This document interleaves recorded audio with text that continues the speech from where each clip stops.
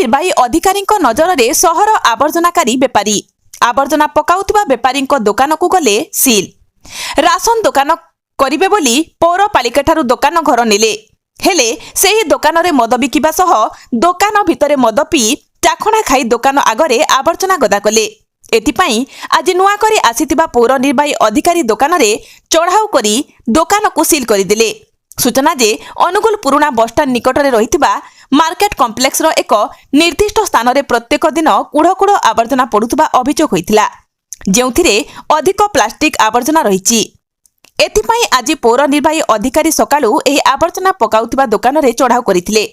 ଚଢ଼ାଉ ବେଳେ ସରକାରୀ ସ୍ୱୀକୃତିପ୍ରାପ୍ତ ମଦ ଦୋକାନ ପାଖରେ ଥିବା ଏକ ରାସନ ଦୋକାନରେ ମଦ ବିକ୍ରି କରୁଥିବା ସହ ସେହି ଦୋକାନ ଭିତରେ ବସି ମଦ ପିଉଥିବା ଦେଖିବାକୁ ମିଳିଥିଲା, ଯେଉଁଥିପାଇଁ ସେଠାରେ ପ୍ଲାଷ୍ଟିକ ଗ୍ଲାସ ପ୍ଲାଷ୍ଟିକ ଜରି ପକାଇ ଆବର୍ଜନା କରୁଛନ୍ତି।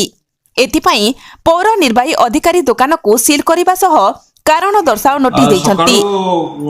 ସକାଳୁ ବସଷ୍ଟାଣ୍ଡ ଆମର ୱେଷ୍ଟେଜ ଅଳିଆ ପରିମଳ ସେବା ନିରୀକ୍ଷଣ ସମୟରେ ଦେଖାଗଲା ଯେ ସେଠି ଏକ ବିଦେଶୀ ମଦ ଦୋକାନ ଅଛି। ବିଦେଶୀ ମଦ ଦୋକାନ ସାଇଡରେ ଇଏ ବାବୁମାନେ ଆମ ପାଖରୁ ଲାଇସେନ୍ସ ନେଇଥିଲେ। ଲାଇସେନ୍ସ ନେଇକରି ସେ ବ୍ୟବସାୟ କରିବାକୁ ନେଇଥିଲେ, କିନ୍ତୁ ଏଭଳିଆ ବିଦେଶୀ ମଦ ବ୍ୟବସାୟ କରିବାକୁ ତାଙ୍କୁ କୌଣସି ପ୍ରକାର ପରମିଶନ ଦିଆଯାଇନଥିଲା। କିଛି ଲୋକ ତା ଭିତରେ ବସି କିଛି ଖାଦ୍ୟ ଖାଇ ମଦ୍ୟପାନ କରୁଥିଲେ। ଦେଖାଗଲା ଯେ ଏତେ ମାତ୍ରାରେ ପ୍ଲାଷ୍ଟିକ ତାର ଦୋକାନ ଚାରିପଟେ ବିକ୍ଷିପ୍ତ ହେଇକରି ପଡିଛି।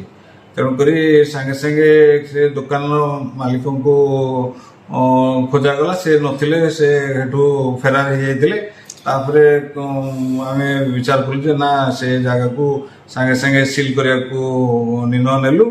ଆଉ ତାଙ୍କୁ ସୋକଜ ନୋଟିସ୍ ଦିଆଯାଇଛି ଯେ କାହିଁକି ସେ ଦୋକାନକୁ ରଦ୍ଦ ନ କରାଯିବ।